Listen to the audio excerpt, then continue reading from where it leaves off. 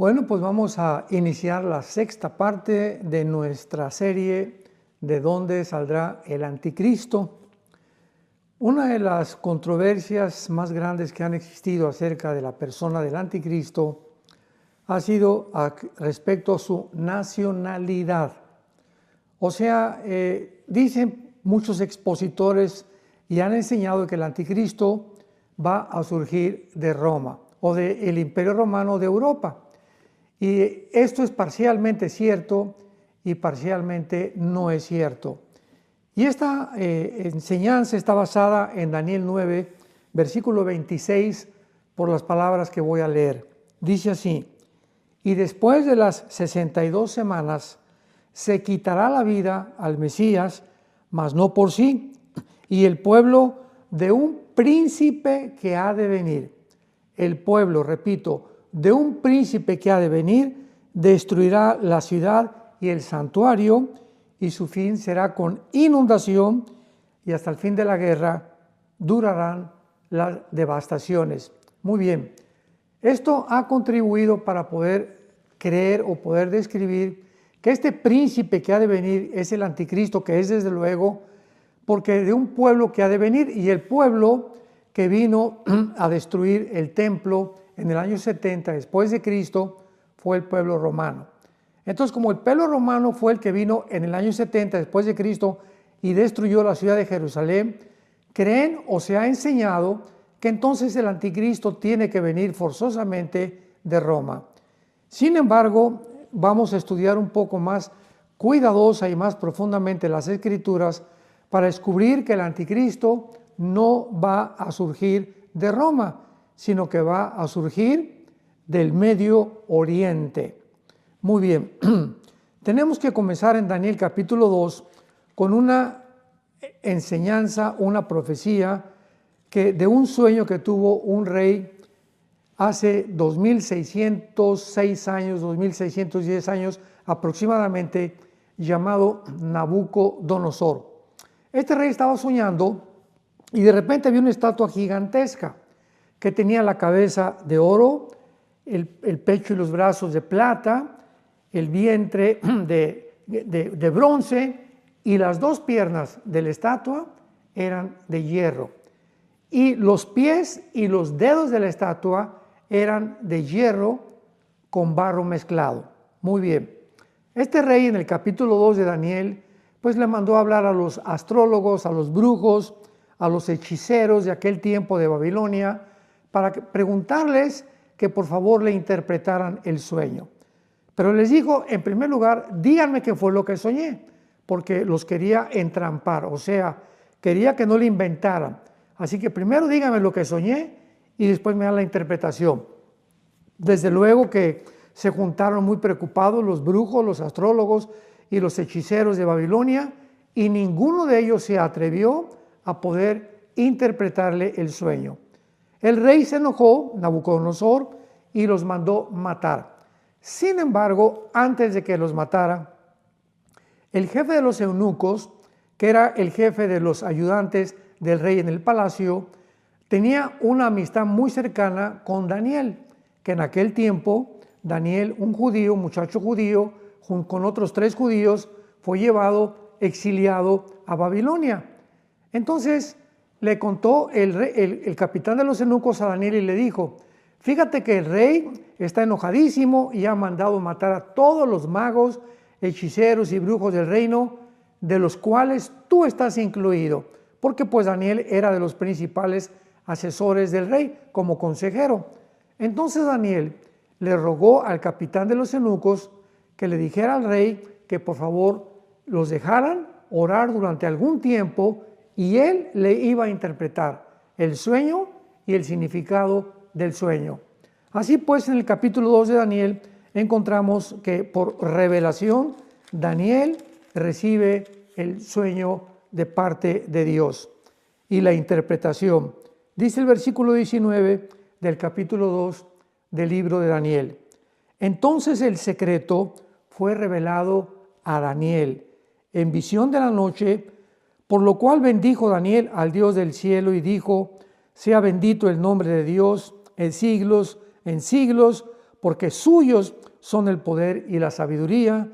Él muda los tiempos y las edades, quita reyes y pone reyes, da la sabiduría a los sabios y el conocimiento a los entendidos. Para ya no seguir más adelante con esta lectura, vamos a resumirlo cuando Daniel se presenta entonces después de que Dios le revela el sueño ante el rey Nabucodonosor y le dice lo siguiente: Rey, tú soñaste una grande estatua con la cabeza de oro, los brazos y el pecho de plata, el vientre de bronce, etc. Quiero decirte que la cabeza de oro representa a tu imperio, o sea, a Babilonia. Después vendrá otro reino, le dijo Daniel, vendrá otro reino que representa la plata bajo el pecho y los brazos que tienen este metal. Y este reino pues será, desde luego, de acuerdo a la historia, los medos y los persas. Y esto es completamente basado en la historia tal y como sucedió.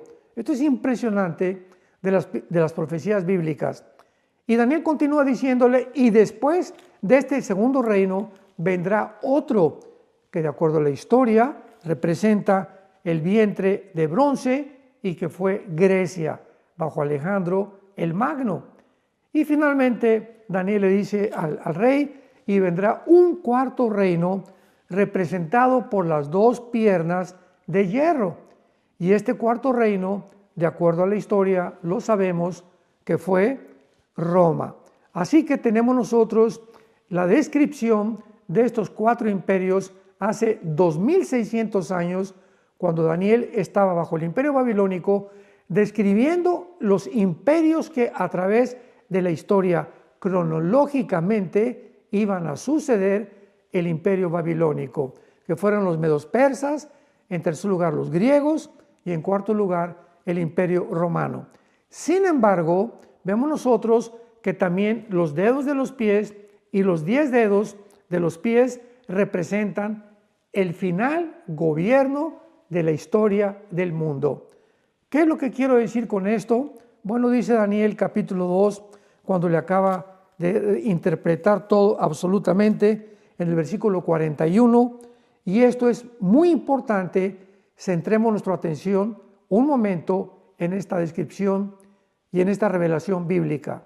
Dice Daniel 2, 41, y lo que viste de los pies y los dedos, en parte de barro cocido de alfarero y en parte de hierro, será un reino dividido, mas habrá en él algo de la fuerza del hierro, así como viste el hierro mezclado con barro cocido. Y por ser los dedos de los pies en parte de hierro y en parte de barro cocido, el reino será fuerte en parte y también frágil. Y en los días de estos reyes, o sea, ¿qué representan los 10 dedos de la estatua de Nabucodonosor? El último gobierno del mundo, que será la confederación del Mediterráneo, que formará ni más ni menos que el anticristo. En los días de estos reyes, el Dios del cielo levantará un reino que no será jamás destruido. ¿Qué exacta es la profecía? Se tienen que levantar 10 naciones que van a formar un G10, una confederación política. Lo vamos a ver, que por ser los dedos de barro y de hierro será un reino dividido. Al mismo tiempo que se van a juntar, no se van a poder mezclar, porque vamos a ver, ¿verdad?, que esta mitad del reino y esta mitad del otro reino será de los países del oriente, 5 naciones y 5 naciones del occidente, que es Europa. Así que, para concluir rápidamente, va a unir una confederación de 5 naciones del oriente, 5 naciones del occidente, para formar un G10, y dice la Biblia que cuando estos reyes comiencen ya a levantarse, vendrá un reino que no será jamás destruido, ni será el reino de bajado a otro pueblo, permanecerá para siempre. Y de la manera que viste que del monte fue cortada una piedra, porque cuando en el sueño de Nabucodonosor estaba la estatua, hubo una piedra que también vio el rey, que golpeaba los pies de la estatua, y en ese momento se desmoronaba el oro, la plata, el bronce y el hierro. Toda la estatua se desmoronaba. Y estos 4 imperios representan los imperios que van a formar de una forma uniforme la confederación final del anticristo. Entonces, cuando esta piedra golpea los pies de la estatua, estarán Babilonia, que representa la cabeza de oro. Los medos persas representan a Irán, porque Persia fue cambiado en 1935 por la República de Irán. En el 1979, se le cambió el nombre a la República Islámica de Irán. Después, en tercer lugar, Grecia, y en cuarto lugar, Roma. Entonces, cuando el anticristo surja, porque toda esta estatua representa la bestia o al anticristo, como lo vamos a ver en el capítulo 7, es cuando Jesucristo vendrá, desmoronará estos imperios y establecerá Jesucristo su reino milenial o su reino mesiánico. Y lo dice el versículo 45, el bronce, el hierro, la plata y el oro, el gran Dios ha mostrado al rey lo que ha de acontecer en lo porvenir. Así que esto es una profecía para los últimos días. Muy bien, veamos que cuando el Imperio Romano cayó, se dividió. Las 2 piernas del Imperio Romano representan su división tal como la historia lo evidencia. Por un lado, en la parte occidental del Imperio Romano duró aproximadamente como 470 años y tuvo su base en Roma. Pero la parte oriental del Imperio Romano duró casi 1100 años porque se extendió y llegó hasta Constantinopla, que es actualmente Estambul. Entonces, en Estambul se conoció como el Imperio Bizantino, que duró, repito, como 1100 años aproximadamente y fue destruido después por los bárbaros y por el Imperio Otomano. Entonces, el Imperio Romano representa el 4º imperio con las ramificaciones de los dedos y de los pies y de los dedos de los pies. Ahora veamos, en segundo lugar, de qué forma no es Roma realmente de donde saldrá el anticristo, porque si regresamos al capítulo 9 del libro de Daniel, el príncipe que ha de venir y el pueblo del príncipe que ha de venir, que fueron los romanos, se dedujo de esta interpretación que era Roma, el lugar o el territorio donde el anticristo iba a surgir. Pero veamos esto.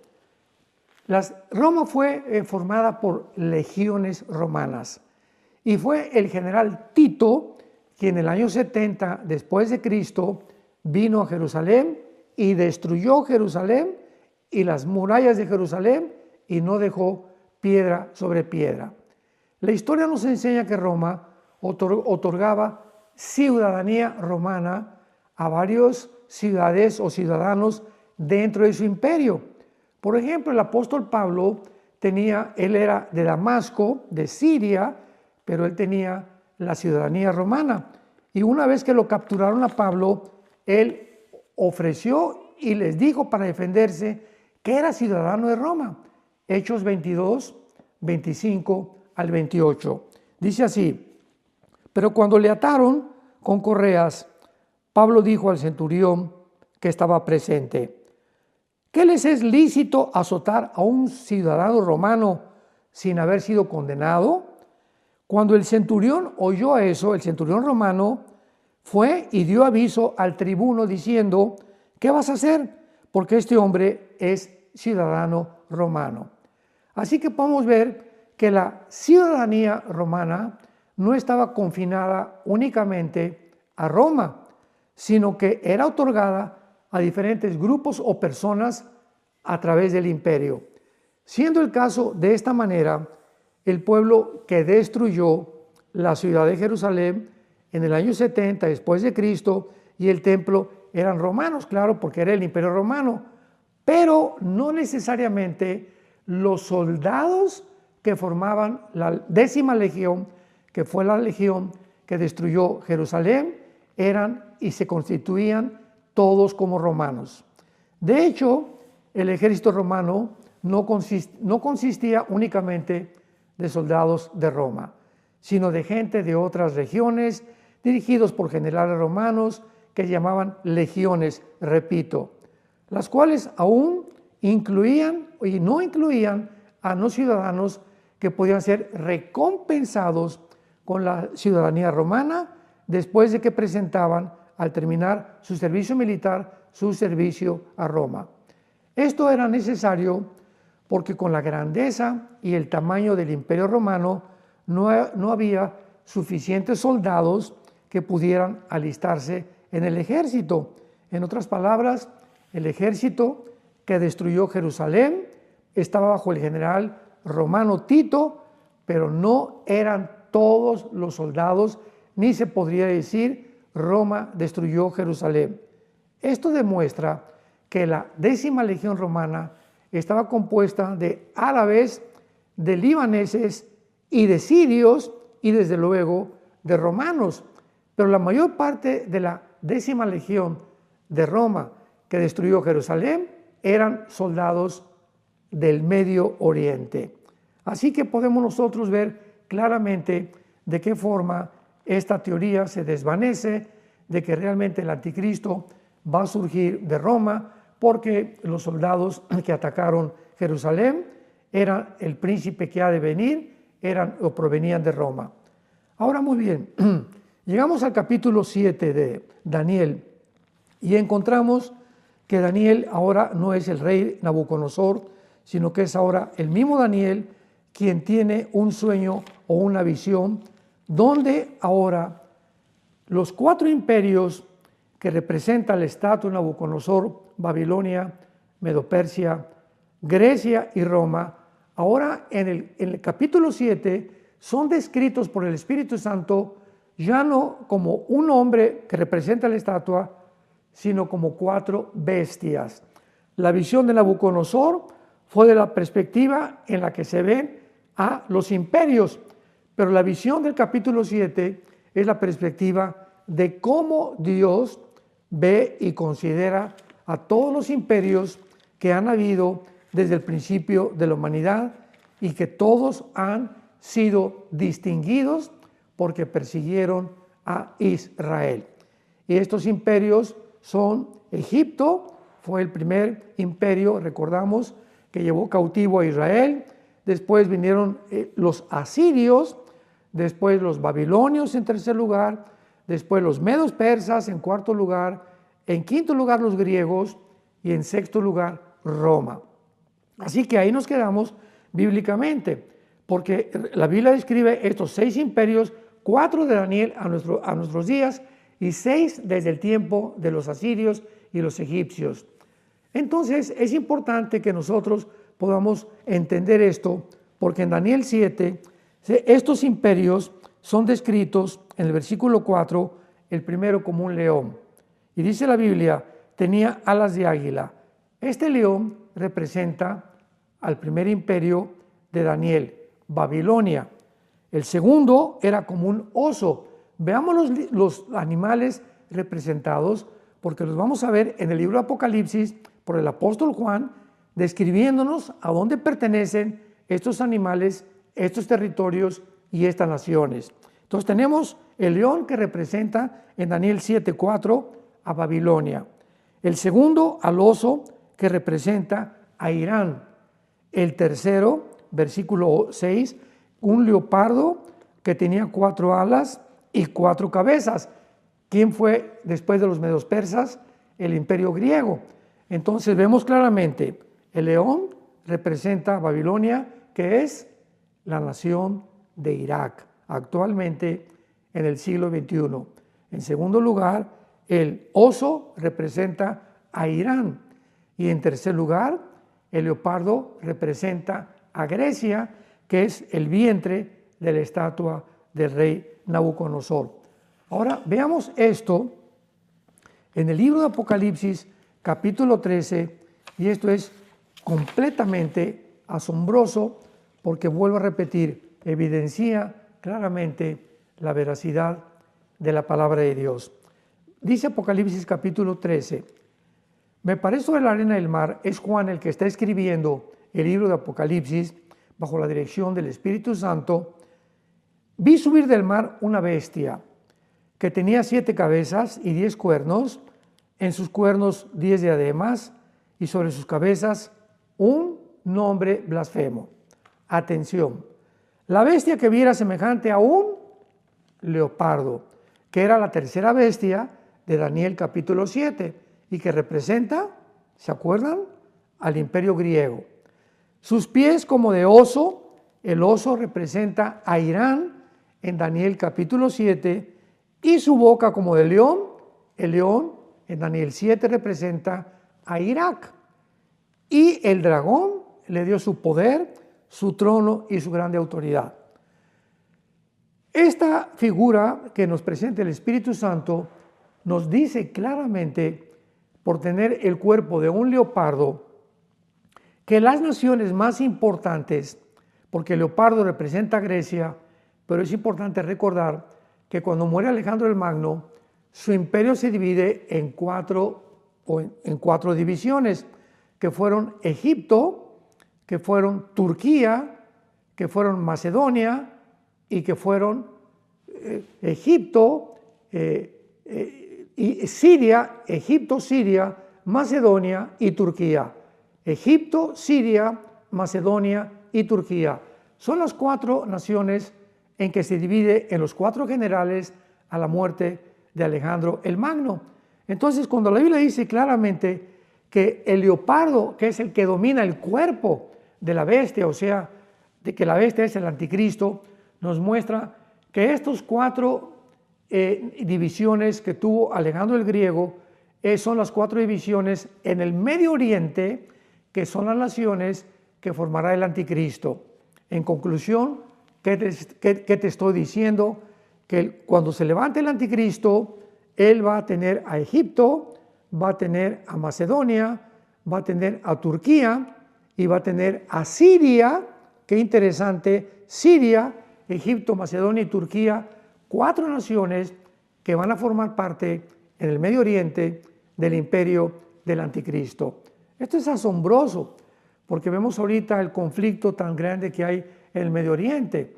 Siria, hasta hace algunos meses, todos sabemos que estaba controlada por Irán y por Rusia, porque Rusia pues tenía en Siria la única base naval, ahí en Turkmenk, que es un puerto que está cerca de Siria y que está colindando con el mar Mediterráneo.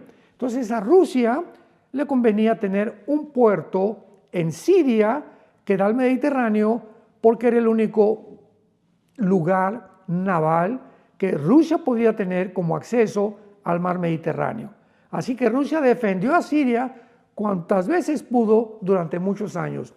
Sin embargo, algo sensacional, algo completamente espectacular sucedió cuando oímos que en 11 días Siria fue capturada por un grupo de rebeldes llamado el líder Al-Jolani, que fue uno de los comandantes de ISIS y de Al-Qaeda.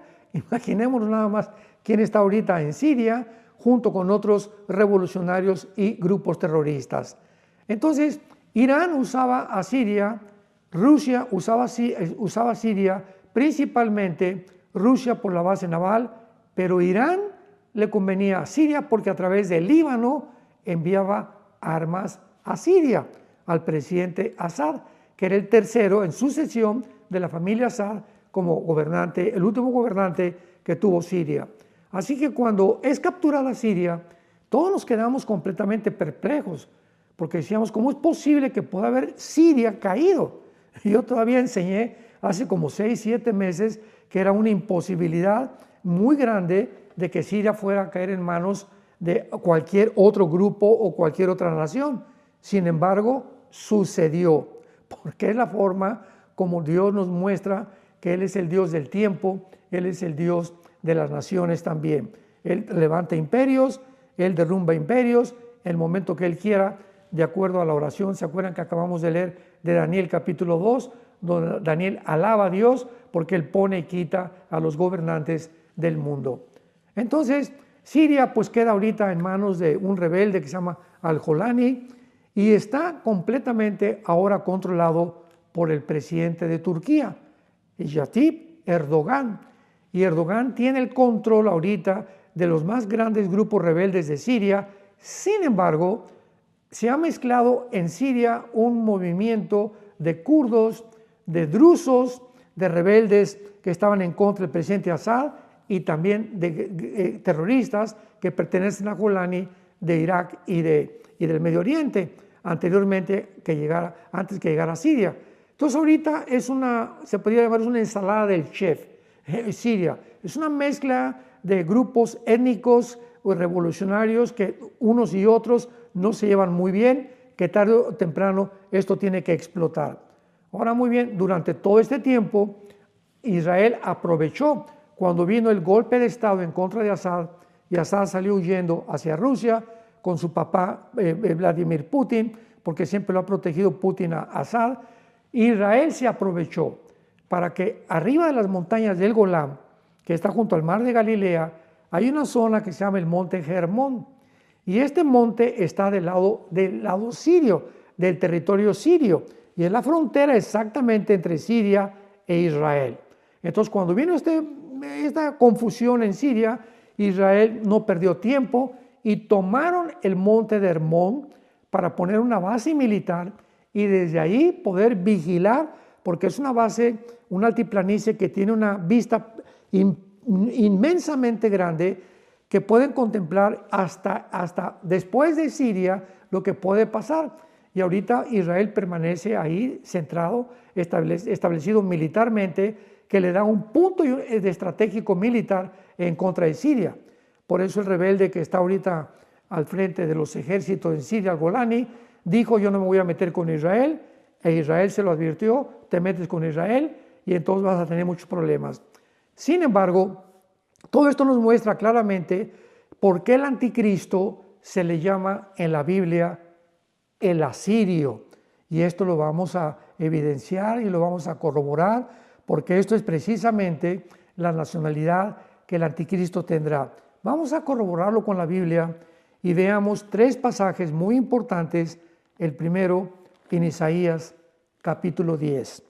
Dice el capítulo 10 de Isaías, versículo 5, que está hablando todo este capítulo de Asiria y del asirio que vamos a ver que representa el anticristo. Dice Isaías 10, versículo 5, oh Asiria, vara y báculo de mi furor, en tu mano he puesto mi ira. Está hablando Dios a Siria, que la va a usar como un instrumento para poder Dios castigar a otras naciones, que es el método que siempre Dios ha usado. Cuando Israel se rebelaba contra Dios, Dios usaba a Siria, usaba a Irak para que invadieran Israel o para que castigaran a Israel. Y dice el versículo 6, le mandaré contra una nación pérfida y sobre el pueblo de mi ira le enviaré, que en este caso es el pueblo de Israel en el tiempo de la gran tribulación, donde quedará bajo la ira de Dios y donde Dios purificará a Israel por haber rechazado al Mesías. Y dice el versículo 12, que es la clave de todo este pasaje. Isaías 10, versículo 12. Pero acontecerá, escuchemos con mucha atención, acontecerá que después que el Señor haya acabado toda su obra en el monte de Sión y en Jerusalén, castigará el fruto de la soberbia del corazón del rey de Asiria. Que clara es la Biblia, esta obra Dios no la ha acabado en Jerusalén, la terminará hasta que Jesucristo regrese.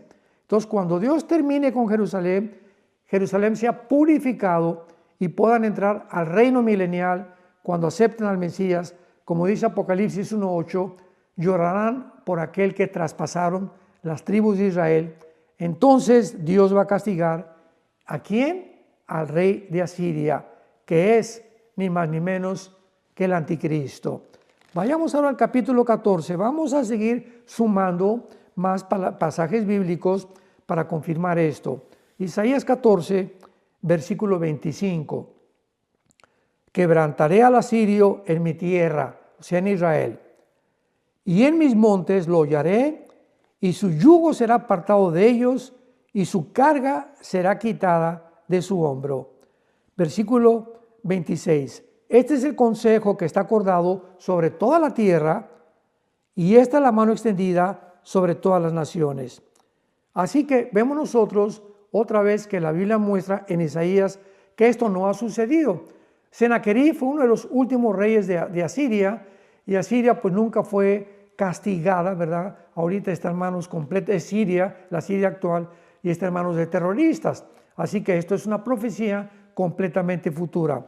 Y vayamos ahora a otro pasaje, yo lo considero de los más importantes en el libro de Miqueas, el profeta del Antiguo Testamento, capítulo 5. Dice el versículo 5, capítulo 5 de Miqueas, versículo 5. Y este será nuestra paz, cuando el asirio viniere a nuestra tierra y cuando hollare nuestros palacios. Entonces levantaremos contra él pastores y 8 principales, devastarán la tierra de Asiria a espada, y con sus espadas la tierra de Nimrod, que es Babilonia, que es Irak y Siria, que fue la antigua Babilonia en el Antiguo Testamento. Y nos librará del asirio. Repito, nos librará del asirio cuando viniere contra nuestra tierra y hollare nuestros confines.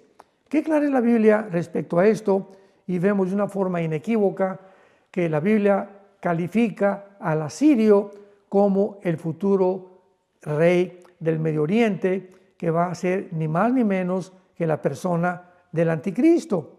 Ahora, vayamos rápido a la famosa profecía del libro de Ezequiel, capítulo 38, donde también por muchos años se creyó, se interpretó que Gog es la guerra de Gog y Magog, descrita en Ezequiel 38 y 39, pero se describió y se creyó que Gog era Rusia, porque la palabra que dice en el versículo príncipe soberano de Mesec y Tubal, la palabra príncipe soberano en el versículo 2 es la palabra Rosh.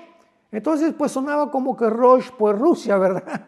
Pero la palabra Rosh no es un nombre propio, no es Rusia, ¿verdad? Es un título que significa cabeza. Ahí ya viene la fiesta de Rosh Hashanah en Israel, que significa la cabeza de las fiestas. Entonces Rosh es un líder, es un comandante, es una cabeza militar, es alguien, un príncipe, ¿verdad?, que tiene a su cargo un ejército.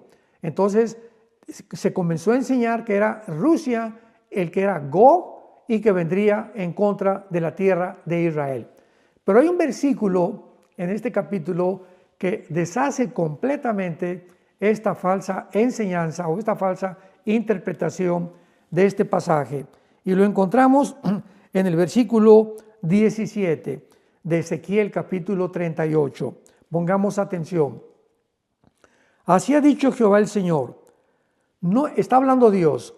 No eres tú, le está hablando a Gog, no eres tú aquel de quien hablé yo en tiempos pasados por mis siervos los profetas de Israel, los cuales profetizaron en aquellos tiempos que yo te había traído sobre de ellos. O sea, ¿qué es lo que está diciendo Dios a Gog? Que Gog era un personaje del cual los profetas antes de Ezequiel lo mencionaron. Y pues si buscamos en todos los profetas en que estuvieron antes de Ezequiel o hasta el tiempo de Ezequiel, jamás hubo ninguno llamado Gog, ni ningún líder que proviniera del norte de Israel que se considera Rusia, sino que siempre se habló de un asirio, siempre del asirio o del rey de Babilonia, que es otro título para el anticristo. Así que pues no sé de qué forma se interpretó de que Gog era Rusia, y actualmente pues estamos viendo que Rusia no va a ser la nación que se imaginó que iba a reunir una confederación de la tierra de Magog, que la tierra de Magog es lo que se llama, es todo lo que es Tirkistán, Kuzikistán, Azakistán, todas estas repúblicas al sur de Mongolia que pertenecieron a la antigua Unión Soviética, es lo que se llama la tierra de Magog, que incluye Armenia, incluye Turquía, incluye toda esta zona del mar Caspio y del mar Negro. Toda esta zona geográfica es la tierra de Magog. Entonces también por eso atribuyeron que pues Rusia iba a tratar de recuperar estas repúblicas que perdió la Unión Soviética cuando cayó el comunismo en 1991 y que de esa manera Rusia era la protagonista de la última invasión en contra de Israel. Pero ¿cómo puede ser esto? Porque en el capítulo 39 de Ezequiel encontramos que la guerra de Gog y Magog es la guerra que representa ni más ni menos que la guerra del Armagedón. O sea, Gog y Magog es la tercera y última guerra mundial y la guerra del Armagedón del capítulo 16, versículo 16 al 18 del libro del Apocalipsis. Entonces, ¿cómo sabemos que es la guerra del Armagedón? ¿Cómo puede ser Rusia invadiendo Israel y diciendo que pues la guerra de Gog y Magog va a ser ahorita o que va a ser al principio de la tribulación cuando es la guerra final? Porque al final de esta guerra, dice Ezequiel 39, pondré mi gloria entre las naciones cuando termine esta invasión de Gog y Magog, y todas las naciones verán mi juicio, y de aquel día en adelante sabrá la casa de Israel que yo soy Jehová su Dios. Cuando esta guerra termine, Israel se dará cuenta que es realmente Dios el que lo salvó de esta invasión. Y esto no puede suceder hasta que Israel sea purificado y reconozcan antes de que Jesucristo regrese que realmente Él es el Mesías, y cuando Él venga lo van a adorar y reconocer, y toda lengua y toda boca confesará que Jesucristo es el Señor. Así que qué importante es que nosotros podamos tener un concepto un poco más claro, estudiando un poquito más cuidadosamente y con más detalle las Escrituras, para poder poner precepto sobre precepto, línea sobre línea, y no sacar del contexto un texto para hacer un pretexto, como dice el dicho o el adagio popular. Entonces, estamos en tiempos muy importantes, tiempos preciosos. El mundo islámico no tarda en esperar al Mahdi o al líder o al guía. De acuerdo a la teología islámica, va a venir un hombre que va a ser descendiente de Mahoma, le llaman el 12º imán, que va a implantar una guerra y la ley Sharia en todo el Medio Oriente. Y cuando aparezca ese hombre, el Mahdi, para nosotros será la persona del anticristo, porque será el Mahdi el que se va a sentar con Israel para firmar el pacto por 7 años, garantizándoles al gobierno de Israel de que nadie los va a tocar. ¿Quién puede sentarse con Israel y decirles, el mundo musulmán y los árabes les garantizo que no los van a atacar? ¿A quién le van a hacer caso los musulmanes y los árabes si no es al líder que están esperando, que para ellos va a ser un Cristo, ahora sí, el Mesías, que va a ser el Mahdi? Así que esto es clarísimo, ¿verdad? Entonces el anticristo no puede ser judío, tiene que ser forzosamente proveniente del Islam. El anticristo será un musulmán que va a garantizarles este pacto y va a detener al mundo musulmán, al mundo árabe, porque lo van a reconocer como que es el Mahdi, el iluminado que ya llegó al mundo y que va a establecer, y van a hacer caso de todo lo que él les diga. Y para nosotros es la persona del anticristo. Israel será engañado y caerán en una trampa mortal, como lo escribe Isaías capítulo 28. Así que pues le damos gracias a Dios por esta serie de dónde saldrá el anticristo. Es muy clara que la Biblia nos muestra que surgirá de la época de los babilonios y del territorio de Babilonia, que es Babilonia, que es actualmente Irak, Siria y el Líbano. Esa es la zona de la antigua Mesopotamia, o que se llama entre los dos ríos, que es los ríos Tigris de Irak, y son los ríos precisamente que se mencionan en Apocalipsis 9, en la sexta trompeta, que de Irak están atados los 4 ángeles más poderosos que van a ser soltados para matar a la tercera parte de la humanidad. Así que no es coincidencia que la Biblia nos muestre la tierra de Sinar, la tierra de Babilonia, Irak, zonas geográficas que no se pueden alegorizar ni se pueden espiritualizar, sino que son exactamente, literalmente, tal como la Biblia los describió. Muchas gracias y los esperamos. Vamos a seguir orando para ver si hay un poco más de material en esta serie de dónde saldrá el anticristo. Que Dios los bendiga y que tengan mucha paz.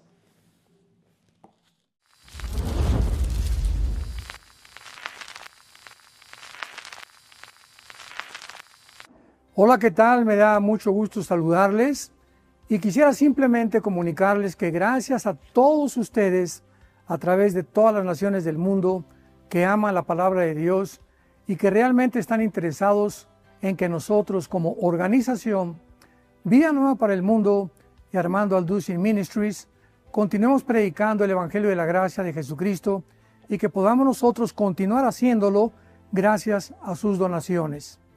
Este año cumplimos 46 años de ministerio, 46 años donde hemos predicado, hemos enseñado, hemos tenido seminarios y de diferentes formas de estudios bíblicos alrededor del mundo y hemos pensado y considerado